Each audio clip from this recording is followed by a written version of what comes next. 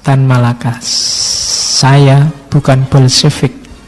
Namun jika seseorang mencintai tanah airnya, memperlihatkan kecenderungan terhadap Bolshevikisme, maka panggil saya Bolshevik.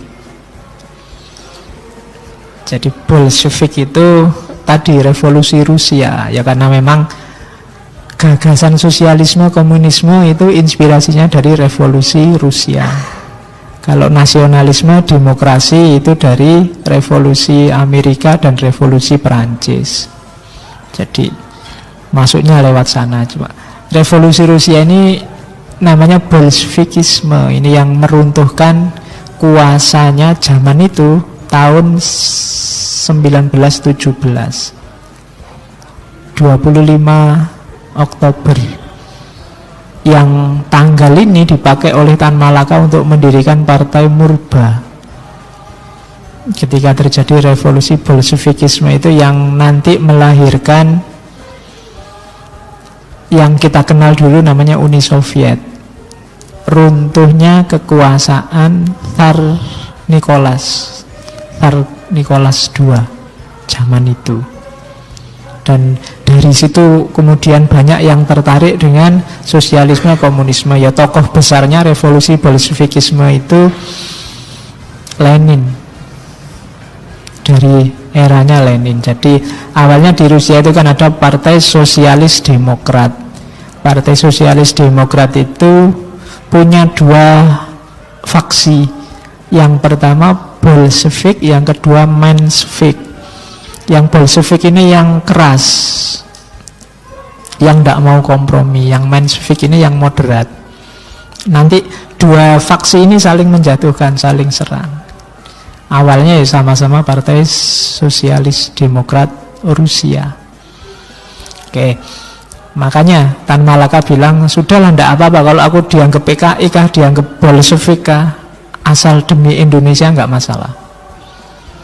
Itu kalimatnya kayak kata-katanya Imam Syafi'i itu loh. Kalau cinta pada ahli bait dianggap Syiah, aku dianggap Syiah juga tidak masalah. Itu Imam Syafi'i, bukan saya. Oke. Kalau cinta tanah air dianggap Bolshevik, panggil saja saya Bolshevik. Itu Tan Malaka. Jadi artinya apa?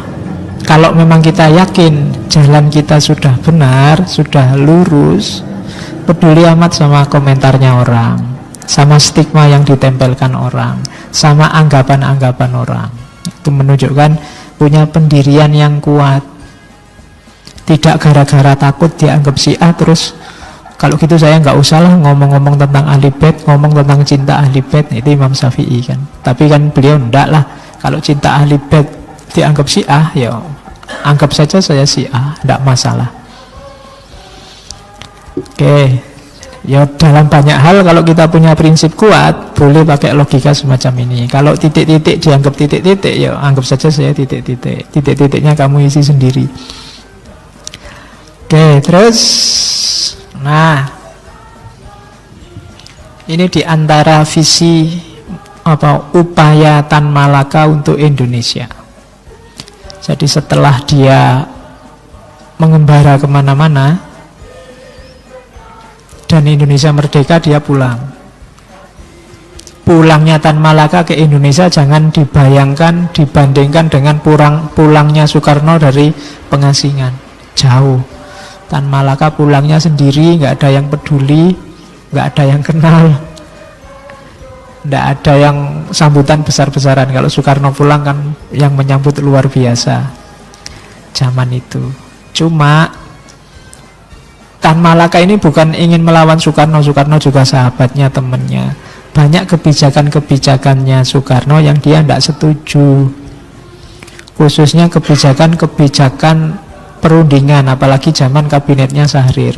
Syahrir ini temannya, sama-sama Sultan, satu daerah asalnya. Cuma caranya jauh. Syahrir ini politisi, intelektual, geraknya tidak revolusioner bagi Tan Malaka. Kesuwen. Apa kesuwen itu? Bahasa Indonesia kelamaan. Bolak-balik diplomasi dialog, kesuwen. Ini sudah untuk apa, untuk itu sudah, mumpung orang semangat, mumpung orang bergairah, bergelora, ya bolak-balik rundingan aja.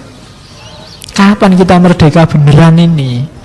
Wong sudah proklamasi kok masih dibuat mainan sama orang-orang luar. Kan itu yang dibikin Tan Malaka sumpek itu kan. Akhirnya dia bikin gerakan sendiri.